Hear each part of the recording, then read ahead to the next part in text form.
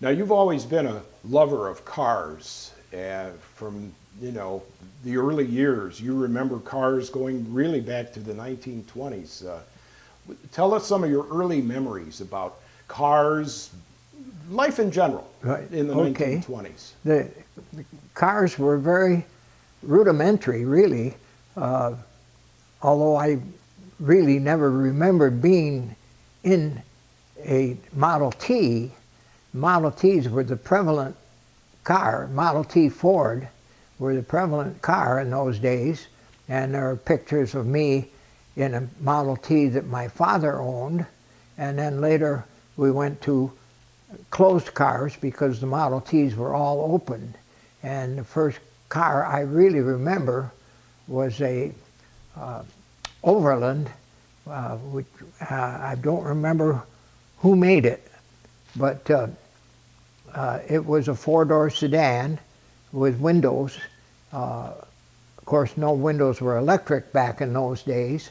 It didn't even have hand cranks to raise and lower the windows. It had a strap that went through the inside panel of the door, and you pulled the strap up to raise the window and pulled it down to lower the window. That's my earliest car memory of what we had. Then we went to an Ajax, which was made by the Nash Company, and had actual handles to raise and lower the windows by a cranking operation. And then 1928 Buick with wood spoke wheels, and then a 1933 Pontiac with wire spoke wheels, and then the first new car that my dad bought, those were all used cars up to that time, was a 1937 Chevrolet, and then later a 39 Chevrolet. And I actually started learning to drive on the old 28 Buick, and which, again, all those cars had what was referred to later as four on the floor for shifting, in which the gear shift lever was on the floor, and next to it was the emergency brake lever that you could pull on in an emergency if the brakes failed.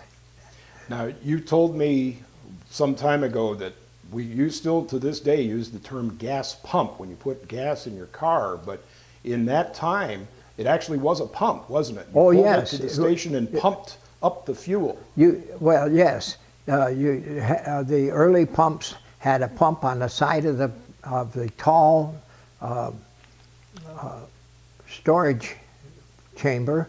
The earliest ones I remember had a 10-gallon glass drum at the top which held the fuel, and you pumped it until you got the fuel to the level you wanted, and then it ran by gravity into the gas tank of the car, and you measured the gallons by a device on the side of the glass container.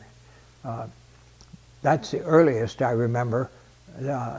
Later on, the pumps had motor-operated pumps to put the gas in the car, and so they got smaller and became really more of a advertising symbol than much the same as they are now, but only one pump for one particular grade of fuel.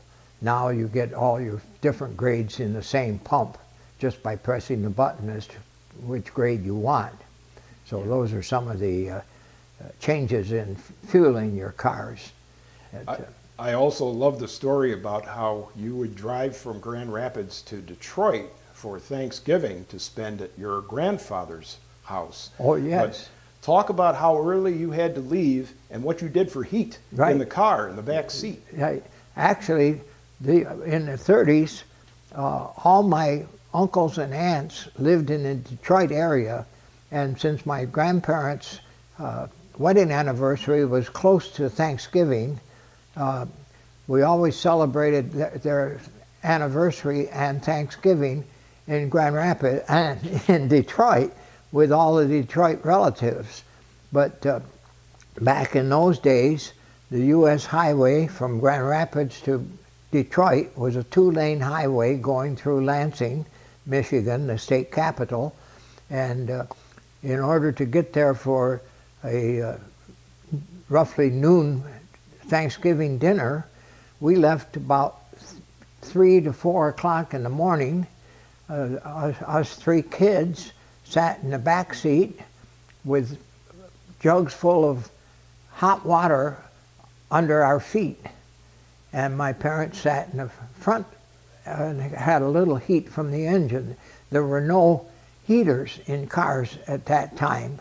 And so the only heat you had was a little heat from the engine. We always had, my mom packed a lunch and 2 thermos bottles, one with coffee for them and one with cocoa for us 3 kids. And after about 40 miles on the road, we stopped at a schoolhouse yard and ate our second breakfast or early lunch on the schoolyard table. And fortunately, being a schoolyard in those days, had what was then referred to as an outhouse for bathroom facilities.